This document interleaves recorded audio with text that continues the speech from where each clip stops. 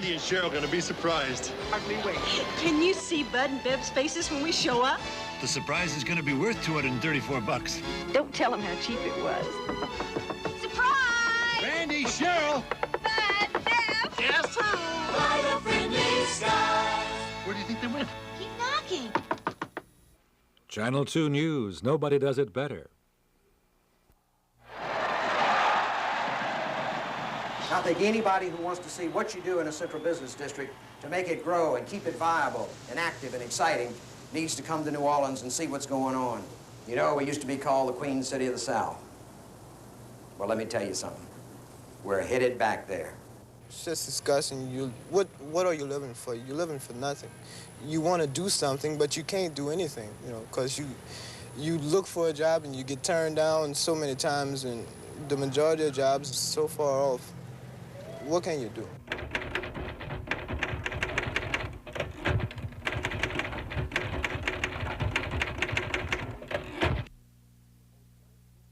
On tonight's edition of CBS Reports, the Super Bowl city, New Orleans, on a spending spree, but buying progress or problems, going up or going under. Also, a report from the Colorado and Texas grain belt, where farmers face the worst economic conditions since the Depression as they fight to save their land. Finally, our new regular feature update revisits an earlier broadcast, the CIA's Secret Army, some of whose soldiers have just been brought to trial. Sponsored by Eaton Corporation, a family of technologically related businesses responding to changing markets and the competitive stimulus of American business. Eaton.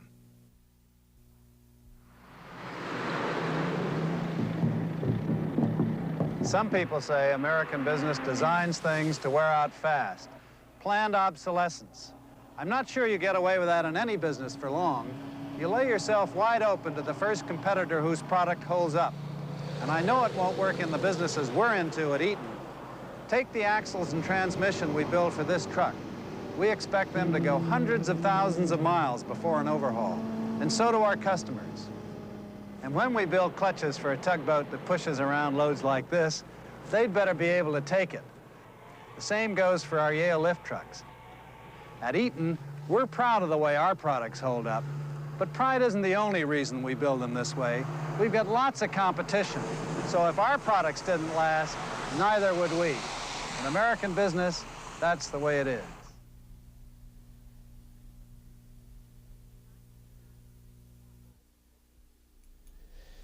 Good evening.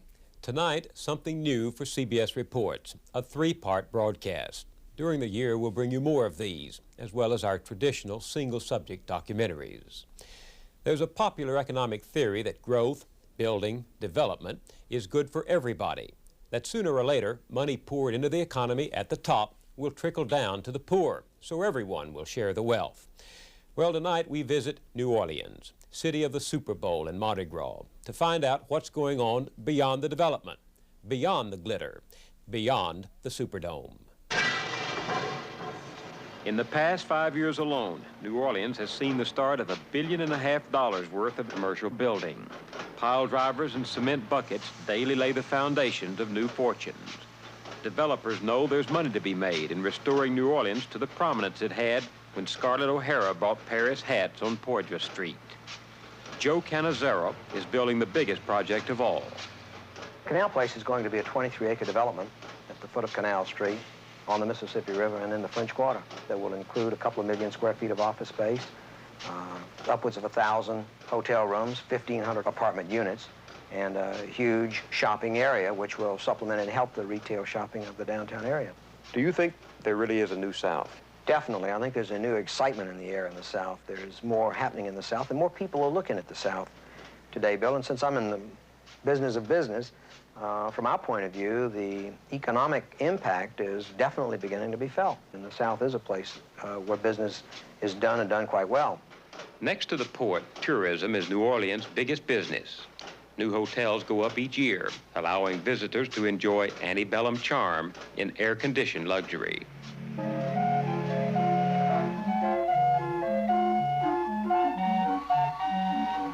5 million tourists heard the siren song last year, and more are on the way. What they see from the decks of the Mississippi Queen is the newest of the New South, cashing in on the oldest of the old.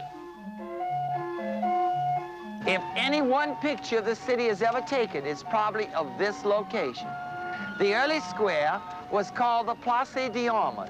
It was a mud heap where soldiers drilled back and forth, now known as Jackson Square from the statue that you see here. He is pictured here in the uniform of the Battle of New Orleans.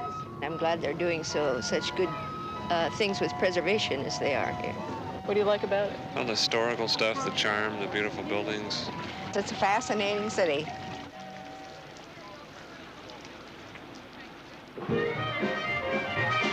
This is Bourbon Street for grown-ups and grown-ups only. Make the old quite young and the young quite foolish. The mule's name is Dinah. I call her Dynamite, because every time I get in the back of her, I'm afraid my dynamite change her mind about me. I would be dynamite, wouldn't it? For all the talk about the New South, New Orleans is one place where the old hangs on. This city remembers what it was when life was slow and the going was easy, and all roads ran to Bourbon Street. Big Easy, they called it, with a character as fixed as the river that graces it and the revelry and jazz that enliven it. Keeping it that way, or a reasonable facsimile thereof, has become a multi-million-dollar business. Tourists spent $581 million here last year, much of it on French Quarter fun. Morning, folks. Live entertainment inside. All-girl preview now. New Orleans learned long ago there was profit to be made by tempting people with pleasures forbidden in the dry counties of the surrounding delta. Now every day is Mardi Gras, the street parades non-stop. Tourists and their money are swiftly parted, but the elegance has faded. Still, in many a daydream, New Orleans will always mean nightlife, swinging music, and the sweet, smooth taste of the Sazerac and the gin fizz.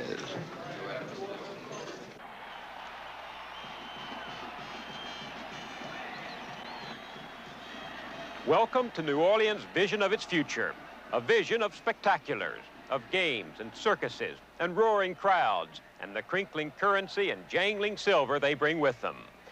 They boast down here that you could put the Roman Coliseum on the 50-yard line and still have room for basketball, tennis, an ice show, and a furniture convention.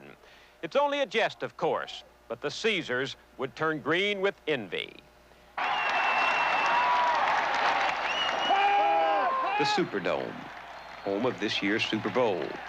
In 1966, businessmen and politicians gambled heavily that the Dome would get the city's stagnating economy on the move again. Growth and jobs and generated revenues, they said, would guarantee a no-fumbles future for everyone. It cost $163 million, and so far hasn't even made a first down. Last year alone, it lost $9 million. Critics say that all that glitter is fool's gold, that the big play will never pay off, except for the builders and the bankers, and that instead of schools and services, the millions went for circuses. Get in and out of the huddle! For beyond the marching bands and cheering fans, there's another New Orleans. A New Orleans where 1 person in 8 depends entirely on welfare, where 1 family in 3 subsist below the poverty line. This is the other New Orleans, poor and black, living across an impassable economic gulf from the sights and sounds of New South riches. New Orleans is one of the poorest cities in America, and the poorest of the poor, some 18,000 of them, live in a housing project called Desire. You only have to walk through the streets of Desire, streets named Abundance and Pleasure and Benefit, to realize that in this richest of all lands, in this, the fastest growing region of America, the disparities still mock us. The people in this part of Big Easy are stuck on the bottom rung of a ladder going nowhere.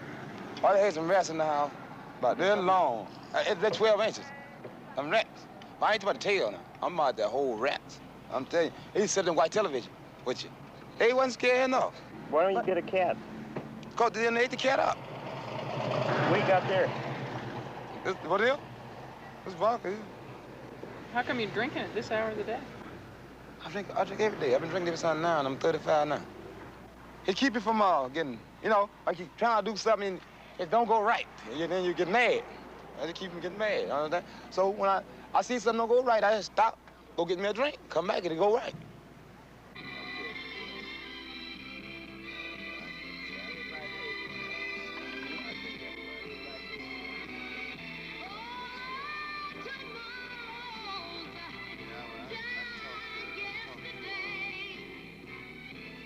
"9 a.m. at the Wine Tree on the edge of Desire.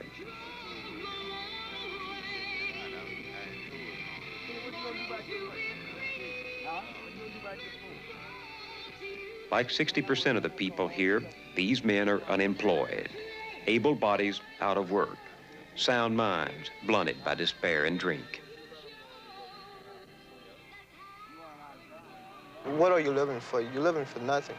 You want to do something, but you can't do anything, you know, because you look for a job and you get turned down so many times, and the majority of jobs is so far off. What can you do? What do you mean so far? 19-year-old Donald Washington. He's just one of the tens of thousands of black teenagers across the country who can't find a job. The only thing I say is that I'm not going to kill myself, but I'm going to try to make it, and I don't care what anybody say. I want to get out this place as quick as I can. I don't care, you know, but I'm gonna find a way. I just want to make it, really. I just want a nice salary, nice little place to stay, or decent, you know, and just live like you probably live or somebody else, you know. I just want to live and make it. You know, I don't want to ask somebody for no handout. I want to be able to pay my own doctor bill and stuff like this, my own dental bills. I want to be able to pay for my money with cash. I don't want your food stamps. I don't want your welfare. I just want my money, the money I work for, the money I earn. Ed Brown is one of New Orleans' native sons. He helped move blacks out of the back of the bus and into the voting booth. Now he works to get them a part of the booming new New Orleans. It's certainly not a New South for people who live in this neighborhood and neighborhoods like it. It's not a New South for people who are confronted with unemployment, who are confronted with the problems of trying to, on an inadequate salary, meet the kinds of demands that are required for just daily sustenance. Nothing new. The face of poverty is very, very old and very ugly. Ain't nothing new about it. I think that the New South is much more of a public relations job and an image job than it is in terms of any real substance. Tony! Certainly New Orleans indulges in its fair share of image building, but $500 million is far more than just a gimmick. That's how much Canal Place will cost. The Shah of Iran sees such a bright future here, he had his bankers pick up half the tab. That's the paradox. The upbeat of Canal Place and the downbeat of Desire are separate but equal realities.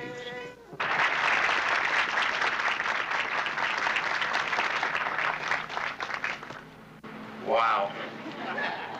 Can you imagine how excited I might be?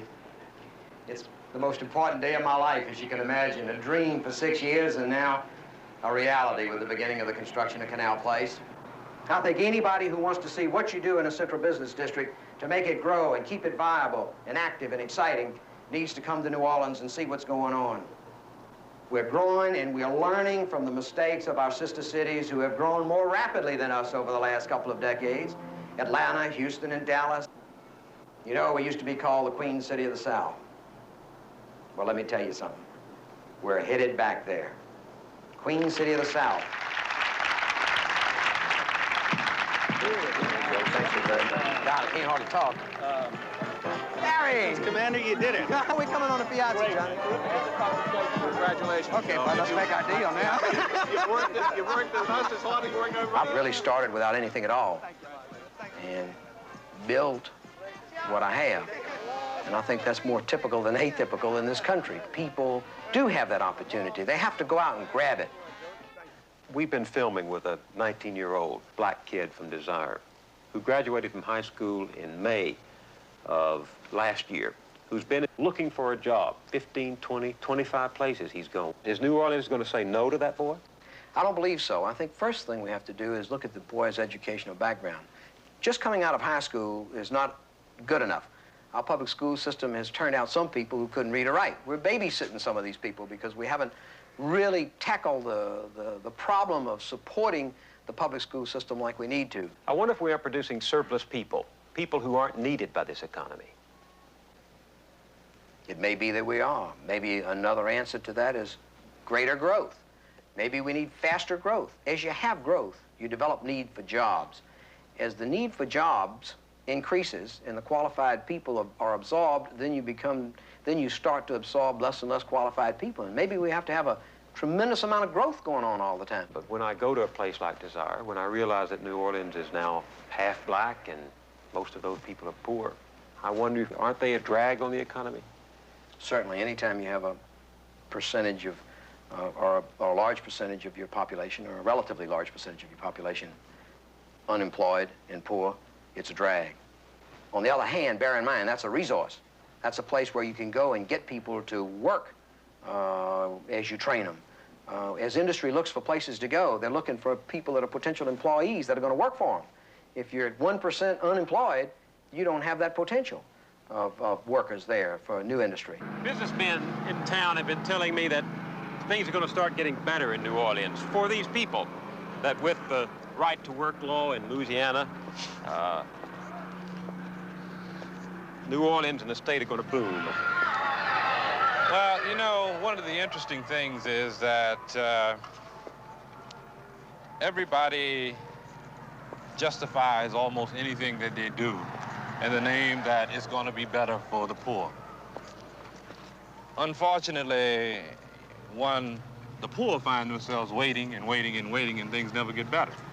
Well, those businessmen were saying to me that they see these people as resource, labor, good, Yeah, they see them as labor, as cheap labor. And in order to maintain what they consider their competitive advantage with other areas in the United States, they intend to keep it cheap. But let's look at the kinds of jobs that are coming in here. They're jobs which afford people no real upward mobility, no real chance to really get out of the abyss of poverty. I mean, the kinds of jobs that people get here help them to become the working poor. I mean, a person who works in the tourist industry, where does he go? He's in a limited kind of upwardly mobile sector. But isn't a job in the tourist industry better than no job at all? Well, of course, a job in the tourist industry, or a job, period, is better than no job at all. But the question becomes one of when is this city and this country going to face up to the problem of solving the problems, as opposed to just using Band-Aid solutions. How do we help people do bad a little better? A little better would mean a lot to Donald Washington. Even the lowest rungs up the ladder seem out of reach. I applied for stock clerk work. I applied for warehouse work. I applied for working in a kitchen. I applied for waiter, you know, waiting bus boy, whatever you want to call it. Janitorial, may I help you? Yes, do you have any more janitorial jobs open at this moment? We may have coming up. What is it doing for? Just general work. I mean, you know, general. How many experience have you got? One. Where? At K&B drugstore. Well, right now we look for people with at least 2 years experience or more. Okay. Thank you. Thank you very much. Bye-bye. I know I'm capable of doing a job on somebody's job, you know, but is something gonna knock you down somewhere down the line? I don't know what it is just now, but I know it's just not right. It's not right. It's not right. But New Orleans' labor pool is growing faster than the job market. Souls like Donald are human surplus, walking statistics, warehoused in our country slums. Since I'm from the Desire Project, they won't give me a job. That's my point of view because... Why do you think that is? The people that's hiring you look at this neighborhood as a very, you know, dangerous... I mean, you know, they got a bad group of people live in this project. Do you feel like a nobody? In a way, yeah. But then again, I feel like a somebody because I'm steadily trying. I'm not giving up without a tough fight. I'm not going to turn until you... I'm not going to kill anybody for it, and I'm not going to get in any trouble as far as dope, and I'm not going to turn until you're alcoholic, but I'm going to keep trying.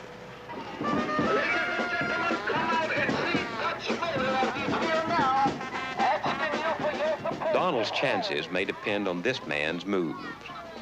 He's Dutch Morial, and he's black. Last November, in a bitter campaign, New Orleans elected him mayor. When he takes office next May, he'll inherit a $215 million city budget, half of which has federal and state strings attached.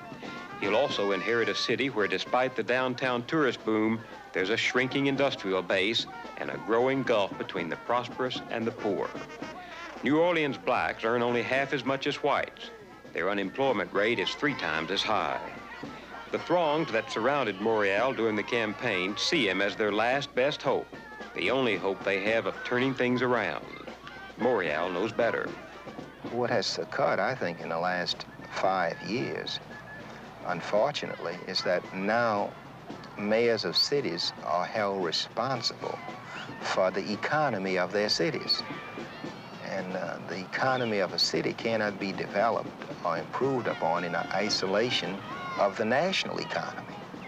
The monetary policy and interest rates and all of those factors and unemployment compensation basically are controlled by the federal machinery.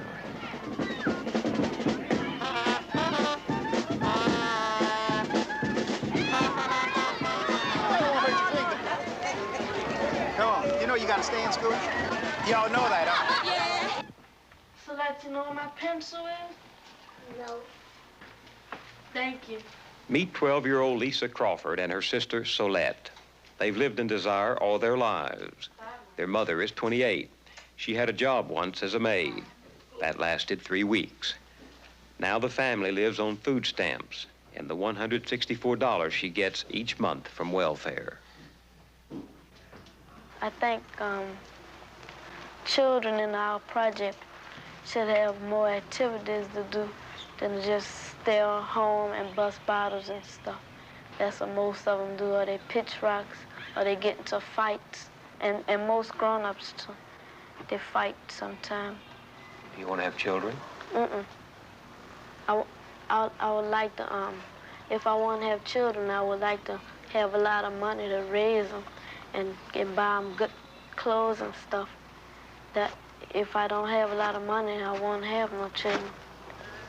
My mama, she said, Lisa, don't have no children when you get 16, 17, or 18. She said, go to school and get an education. And she said, try to be somebody. Getting to be somebody just isn't all that easy. Hours of television every day tell Lisa there is a different world beyond Desire, the world of happy days and good times. Her favorite dream is getting there, but dreams have a way of dying young in places like Desire. Difference. Complete. Is a tall. Nowhere is this city's sense of whom the future belongs to more clearly on display than in its classrooms. When the public schools were integrated in 1960, white students switched to parochial and private schools. With them went the city's commitment to public education. Now the schools are 80% black. Some, like Lisa's, are all black. The same city that lavished enthusiasm and money and imagination on the Superdome is stingy with its public schools. Read the directions for me, Lisa. I was raising my hand up for you to tell you I didn't have them spelled. All right. Of the 50 largest school systems in the country, New Orleans ranks 44th in per pupil spending, 20th out of 20 in teacher salaries. In 25 years, the voters of New Orleans have passed only one increase in local taxes to finance education. They have defeated 3. This in the city that voted 5-1 in favor of the Superdome, and passed a special city levy to pay the debt service on the bonds that built it. The Superdome is losing money. The schools are wasting lives. What is the ending of that word? I-N-G. All right, now, spell the first part of that word and give me the letter that's missing.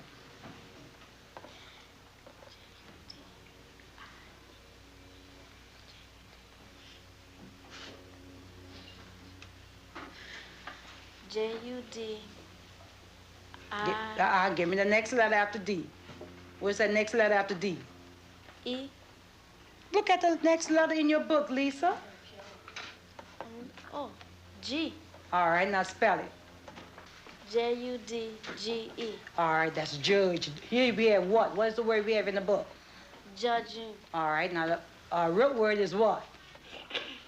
Judge. All right, okay. Take the next one, Joe. Last year I made good grades. This year I ain't making such good grades. How come?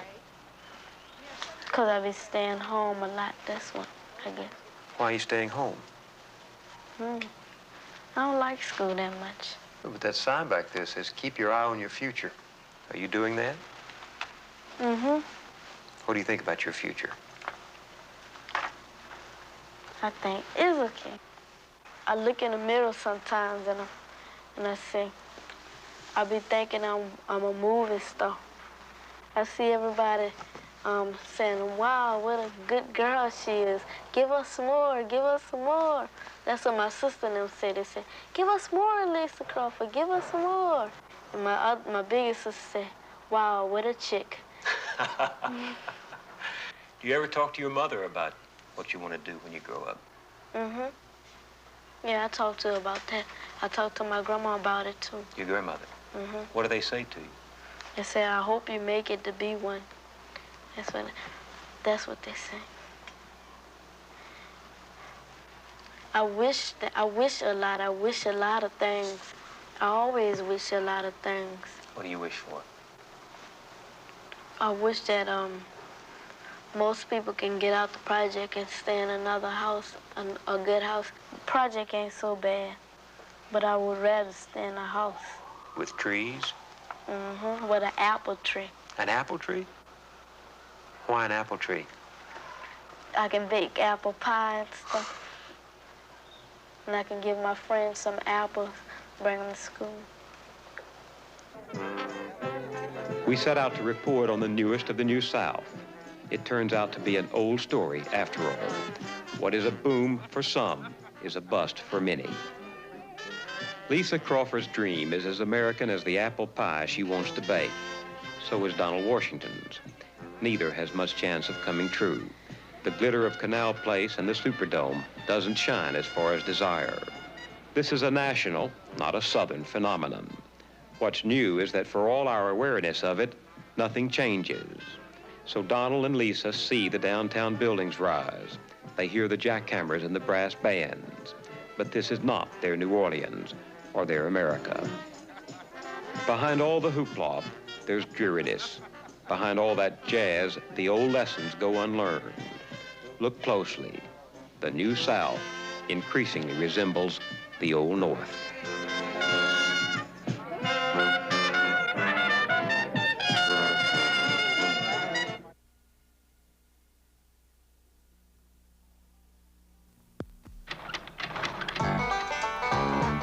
In 1911, this kind of thing used to happen all the time. So Joe Eaton and Viggo Torbenson started building axles specially designed for trucks. That was a breakthrough. But in American business, one breakthrough is never enough. You always have competitors trying to catch up. Your customers demand more, bigger payloads, higher speeds, and you do it, or someone else will. So trucks have come a long way, a lot of it on Eaton axles. And with Eaton brakes, air conditioning, and transmissions.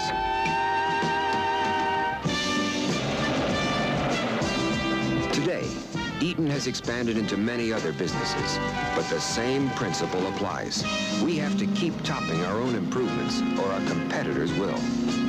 In American business, that's the way it is.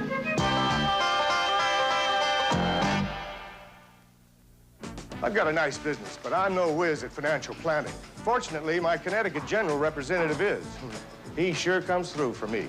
Coming through for you. That's what CG people do. My company needs an insurance representative as professional as our lawyer, tax advisor, and accountant. And Connecticut General always comes through. Coming through for you. That's what CG people do. Call us. We'll come through for you, too. Presenting Miss Sophia Loren with news from America's #1 coffee maker, Mr. Coffee. I love coffee. It's so rich and satisfying. I drink it often. And that's why I love Mr. Coffee. Mr. Coffee makes delicious coffee, fast, and saves coffee, too. And now Mr. Coffee introduces the new Filter Fresh automatic water filtration system. New Filter Fresh. It cleans the water your family drinks. New Filter Fresh even gives you cleaner water for your Mr. Coffee. The effects haven't shown up in our supermarkets yet, but for more than a month now, some American farmers have been on strike. We tend not to take farmers seriously when they say they're in trouble. After all, farmers have had some good years recently. They bought new equipment, more land, and built a tangle of debt that's now strangling them. We've learned to expect ups and downs in farm prices, but now, for many farmers, the downs mean they're out. To give $5, $2.5, and $5, $1, $5, about $5, and say, about $7, to give $7, about $7, to give $7, and $10, to $1, about $10, to give $10, and $12, whatever to buy. An auction in a farm field outside of Stratford, Texas. Young farmers forced to sell out, unable to make it raising grain and cattle on the flat plains of the Texas Panhandle. On $8.09 to 1 end, sold $8. Jim Ingham is 41. An agriculture graduate of Oklahoma State University, Ingham farmed 17 years. And I'll be glad when the day is over. Hey, you got a pretty good crowd. You can practice for this next year or two. If it don't turn around, why, Something will change. I'll be having the same deal next year. How many is in this sale? 4? 4. There's 4 individuals that's going out of business. That's 4 family farms that's going out in this area. That's what I understood. And you can imagine how many more is going to go out later on. Bob Boardman is 40. He farmed 22 years. The situation we're faced with here in our area. Well, most of these boys changing occupation or farmed all their life and just going to something else. That's right. We have to find a new way of life. At age 40, that's going to be a little hard to do. Alvin Engelbrecht farmed 26 of his 44 years. And now he's losing the land that's been in his family since 1929. It hurts to lose land that you folks worked hard. Dad bought the land partly, like he said, because I helped him back during the war when I was 9 years old. I run a tractor all day long in the summertime. You know, from the time I was 9, 10, we got up before school and milked cows before we went to school in the dark when I was in the 2nd grade already. So Dad says I helped him buy the land, which is true. But still, you know, still he bought the land, and it looks like I'm going to lose it. This auction is no isolated event. One 9-state survey by the Department of Agriculture reports that nearly a quarter of the farmers in the grain belt have to refinance this year or quit. They've been hit by low prices for their products, high prices of land, machinery, fertilizer, and fuel. 36 is the bar. Got down to a place that young guy can't make any money at it. My boys is in college and doing good, and I'm encouraging him to stay away. I've got one that's wanting to come back, but if he does, well, I think I'm going to kick him real good and hard before he does. You're cheating.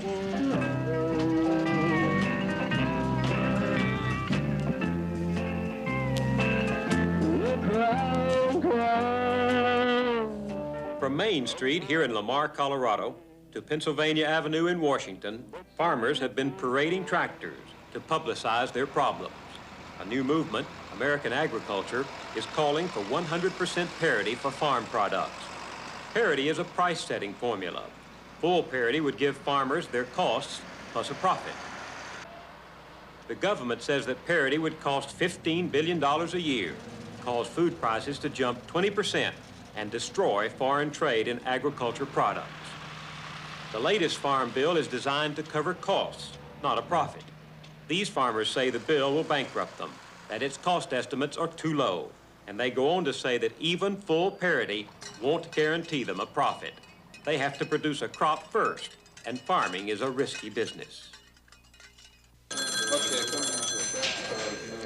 American Egg, may I help you? American Egg, may I help you? Yes, this is Jim Gregg down at Beaver.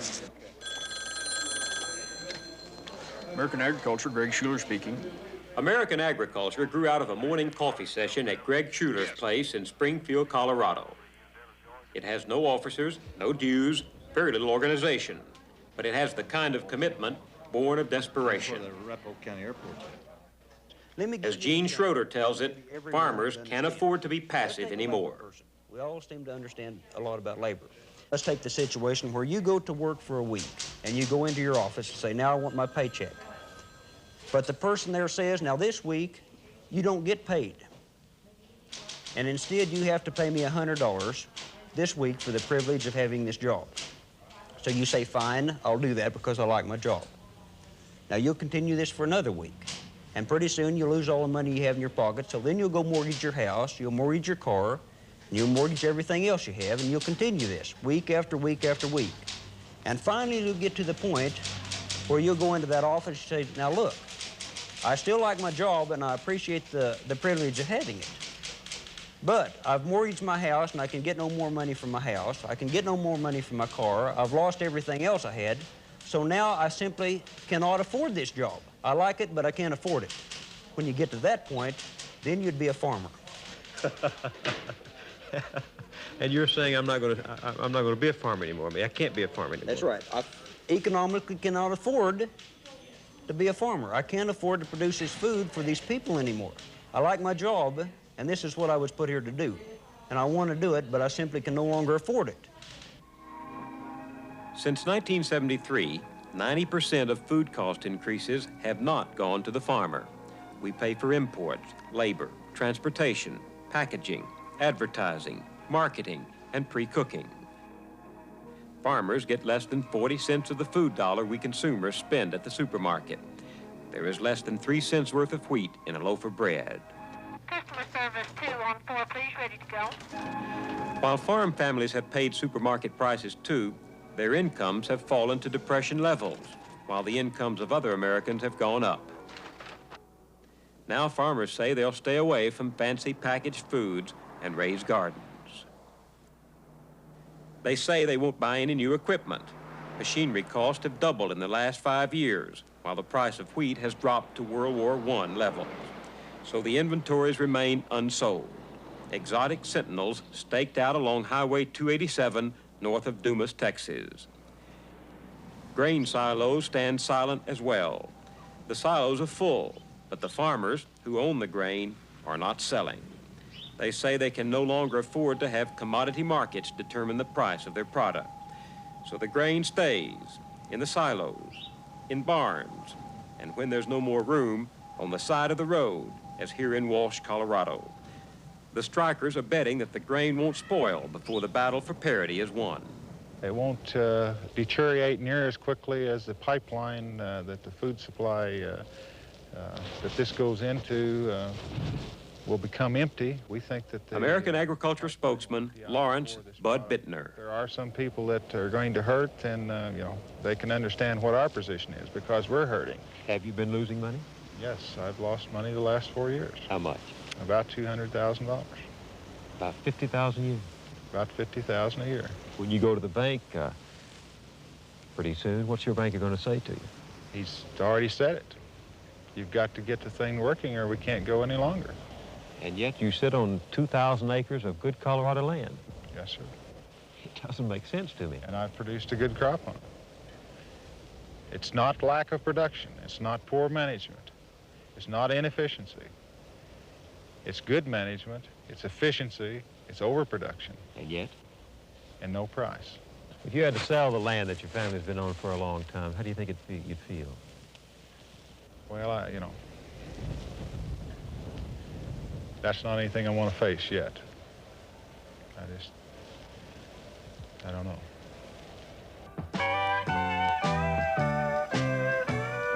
Searching, I've spent a lifetime, darling, searching. The problems of farmers like Bud Bittner are serious, but the strike called by American agriculture hasn't helped them yet. Skeptics like to point to this rally near Dallas, a country music festival with stars such as Kitty Wells and 60,000 empty seats in Texas Stadium. Tell me that you're here to stay. Farmers lost nearly $100,000 in this attempt to publicize their problems. What came across instead was an indication of the difficulty in getting 3 million American farmers to agree on anything, much less a strike. Looking for someone just What the organizers had hoped for was for the American people to listen to Joe Bob Mundell's warning. springtime comes, the fields will be as bare as winter fallow. We'll trade off with our neighbors for our food. We'll sit around and wait for autumn's leaves to turn to gold and see if anyone has changed their mood. Strikers, let's tell Jimmy C to raise our parodies. Can't make silver dollars out of corn. We'll take 100% we need to keep our kids from starving, or otherwise a strike just may be born. So call me when your belly starts to get a little hungry. I'll be here in the country doing well. As far as I'm concerned, you all can shove it up your golf carts, starve in many different shades of hell. I'd hate to move to the city, but only time can tell.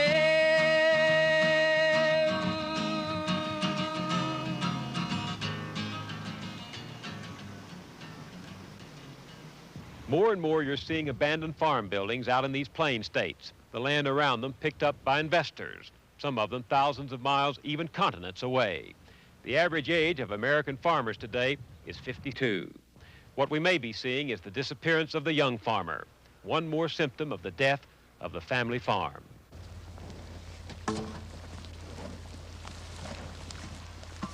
Terry Evans is 32. He is buying 640 acres from his father. The rest of the 1,500 acres he farms is rented from absentee owners. Like many of his neighbors in Two Buttes, Colorado, Terry has been losing money steadily, supporting his farming by second mortgages, new loans, and sinking deeper into debt. Even a small operator like Terry Evans averages $15,000 a month in expenses. This check here is for storage on the crops I have in the elevator. It's $1,770. This check is for repairs to the transmission on the tractor. It's $2,295. Here's a check to an air sprayer for spraying bugs, $713. Terry, his friend Glenn Spike Osmus, 29, Spike's wife Sherry, and Holly Evans talked about the life of the young farm family. How much do you think it would cost today for a young farmer to get started? Well, I don't think there's any way for him to get started. Like myself, I've got a $500,000 investment in it, and I can't make it at all, and I could give you my machinery, and you still wouldn't make it. This year is the worst year we've had in a long time. The first year I started farming, lost $2,000, but this year is by far the worst. And how much did you lose this year? $58,000, plus my labor. Plus, I didn't get anything for my labor. That's just in operating expenses. Spike, pretty soon you're going to have to go to the bank to get a loan for this year's crop. What do you think will happen? I don't really know. I hope they'll let me farm another year and this thing turns around so that maybe I'll have a chance to pay some of my notes that I've not been able to pay from the loss the last couple of years. How much did you lose? I lost $26,000 this year. Does it get to you? I mean, if it's so hard and there's so much anxiety, why the devil do you stay on the farm? Well, I've been here all my life, and it's the only thing I know, and it's, you know, when I got married about 6 years ago, I thought that this would be the best way that I could bring up my family, and my wife has been on the farm all her life, and it's, you know, it's something that we love. We want to be here, or we don't have to be, but we think if we can hang on, it's the best way we can raise our children. Would you like to teach that boy to be a farmer? Yes, I'd like him to have the opportunity to be a farmer if that's what he'd like to do. How do you feel about just barely hanging on this way? It makes you nervous, and because, you know, we don't know what's going to happen. And that's a terrifying feeling. I mean, you never know what's going to happen year to year. But to wonder if In 3 months, you're going to have to leave your home and you're going to have to move into a new environment. Your husband's going to have to go on the job market, which is terrifying, you know, because Terry's 32 years old. You know, what's he going to do? Is he going to have to go to school? You know, this is pretty late in life to start going to school. What's he going to do? Oh, what's going to happen to him? What's going to happen to our marriage and our kids? You know, this is terrifying. It's not really, I don't know, you work yourself to death and still not have anything. Do you like it? Yeah. Why? Well, because you can go outside in the morning and, you know, you can see clear blue sky and there's not people driving up and down the streets all day and honking and not a lot of noise, and it's, you just have, well, can raise, you know, we have gardens and stuff, and it's something we enjoy. Well, how about the argument that if you're in a business that cannot make a profit by supplying a service or a commodity, that's an economic law. You just ought not to be in that business.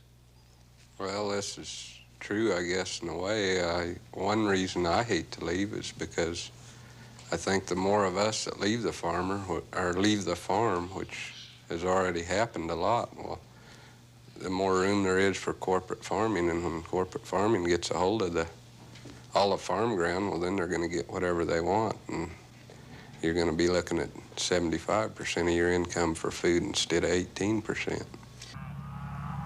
The corporate takeover of these fields where Terry and Holly Evans, Spike and Sherry Osmus grew up is some time off. These cattle and grain operations are too risky for big business. Only people who love this life stay with it. But when they leave, and enough land is available to giant operators to control the supply chain, our food marketing system could be changed irreversibly.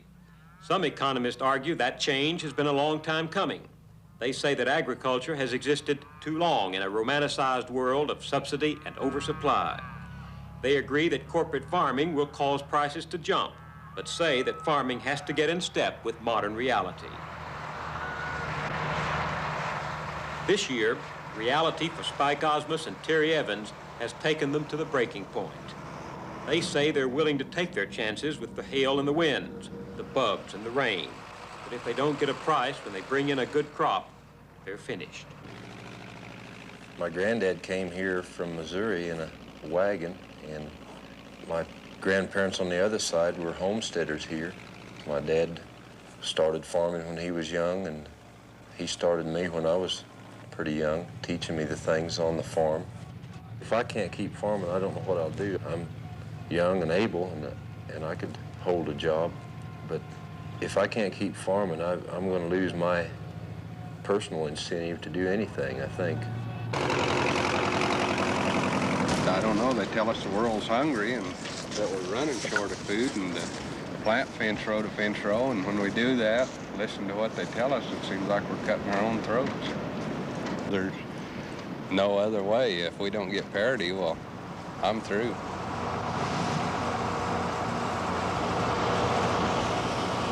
There's something symbolic about this parade of tractors, these farmers and the machines that have enabled them to become the most efficient crop growers in the history of the world. It's either the beginning or the end of their hopes. If their protests don't lead to fair prices for their crops, they say, they will have to go out of business. And the cost now of 100% parity to you and me as consumers will be small, they argue, compared to what it'll be when corporate computers are determining supply and demand. A layman has a hard time proving or disputing the point. But you don't have to be an expert to know these men feel they're at the end of the line. They will come down from their tractors with the country behind them, or many will come down to stay.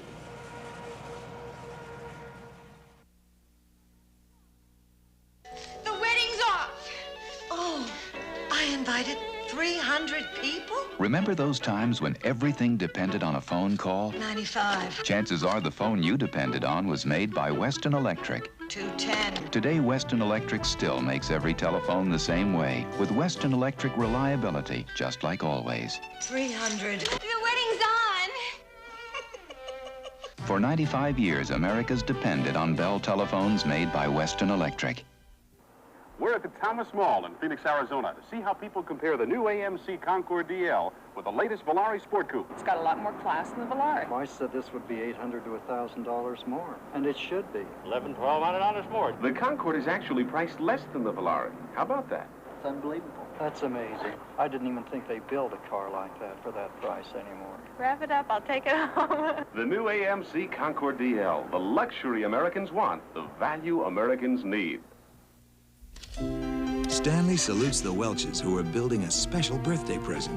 They got free dollhouse plans from Stanley, and they're doing it right with Stanley tools and hardware. Getting the corners perfect with a Stanley miter box and using Stanley hinges on the front door. Stanley, we want to help you do things right. Happy birthday! Mommy and I made it. It's beautiful. Stanley, the do-it-yourself company. Stanley, we want to help you do things right. Connecticut General spends more than the cost of a college education training us representatives.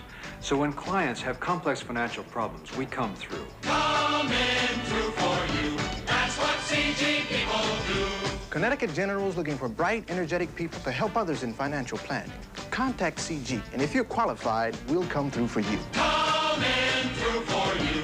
That's what CG people do. Call us. We'll come through for you, too. For our feature update, we'll take another look at the remnants of the CIA's secret army, at the latest campaign in that secret war against Castro that the American government started and doesn't seem able to stop. When these hooded figures appeared on our broadcast last June, they were preparing to launch a commando raid on Cuba. They are part of a Cuban exile terrorist organization responsible for a wave of bombings, kidnappings, and assassinations.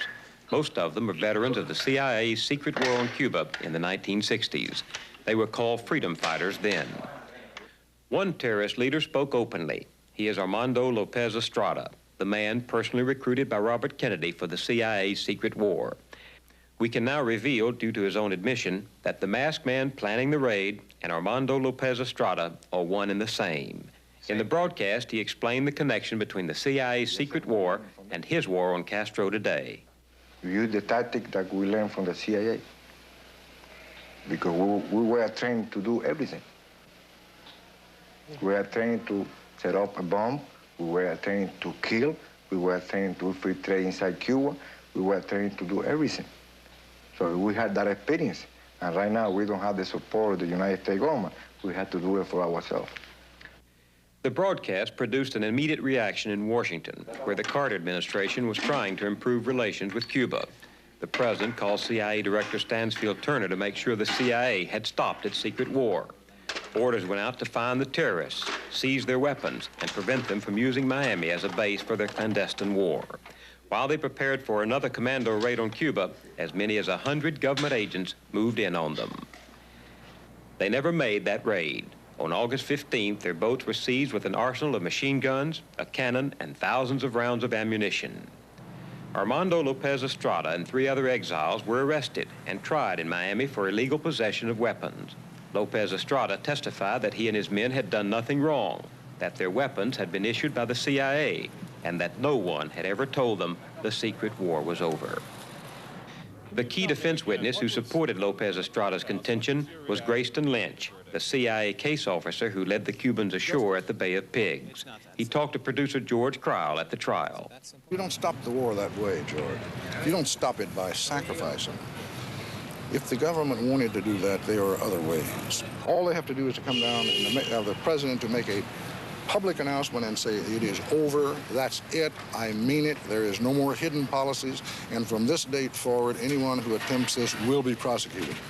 They are then on notice. If they do it after that, there is no defense. They didn't do that. 2 weeks ago, the jury gave its verdict. Not guilty. The 4 defendants could still be brought to trial on another charge of conspiring to invade Cuba in violation of U.S. neutrality laws. But observers here believe that the government will drop that charge. For a moment, they were heroes again. But questions remain. If the president were to ask you to stop the war, would you stop your activities in Miami? He cannot ask me to stop the war, because if he asks me to do it, the only thing I'm going to do is move to another place, to another country, But he cannot say to me, stop the war. Will you continue to use Miami as a base of operations? I never use it as a base of operation. They caught your men with a number of cannons and large machine guns and boats and military equipment that you were prepared to use in a raid on Cuba, and that was in Miami. It doesn't mean that this is a base. It means that this is a warehouse. You've admitted before that your organization has been involved in bombings and assassinations of Cuban officials and commando raids. Now, the American government has said no more. They may have done it before, but it's going to try and prevent you from doing that. What happens if they get in your way? I will ask them why this government dropped the bomb in Hiroshima and Nagasaki. They were in war with the enemy. We are in war with our enemy. No, but specifically, if the American government gets in your way now as you try to carry on the war, what do you do? I will do the best I can to continue fighting for my country. The way, I'm not going to say it. The war is not over for you, even though the U.S. government is trying to stop you. No. No, and no. Those are our stories tonight. We'll return with edition 2 of CBS Reports in March. I'm Bill Moyers. Good night. The cost of just about everything keeps going up. But there is one thing that's helping to hold it down. We're finding better ways to move things. Competition makes that inevitable. New equipment like this Yale lift truck from Eaton Corporation has to be more reliable and more efficient because businessmen don't buy lift trucks for fun.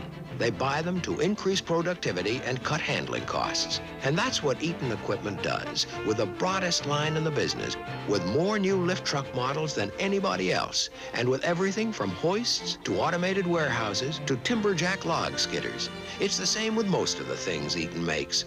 Components for trucks and for agricultural equipment, appliance controls, industrial drives. We're selling to businessmen, and they're the toughest customers of all. So only the toughest competitors survive. In American business, that's the way it is.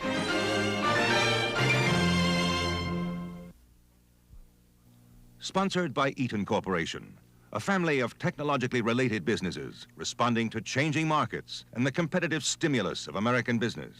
Eaton.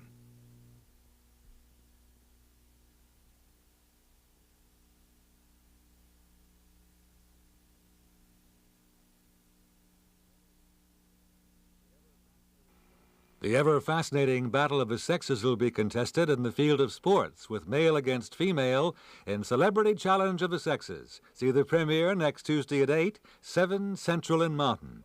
Then stay tuned for the opening show in a new series starring that talented pair, Shields and Yarnell. Stay tuned now for MASH following Newsbreak.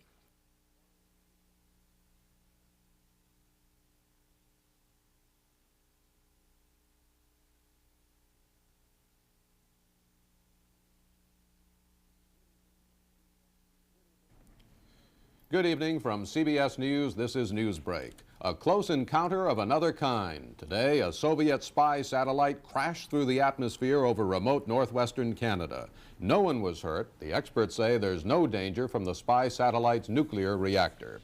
President Carter has reacted to scandals in U.S. spy operations by streamlining intelligence activities and by giving CIA Director Turner expanded authority. The Justice Department reports that the President and the Attorney General did nothing improper when they fired the Republican who served as U.S. Attorney in Philadelphia. Citing possible health risks for women on the pill, the FDA warns if you take the pill, don't smoke. If you smoke, don't take the pill. Look at what's new from Rose Milk, moisturizing face lotion. It helps bring precious moisture back to your skin for younger looking skin. You'll feel and see the difference. I'm Morton Dean, CBS News. More news later on this CBS station.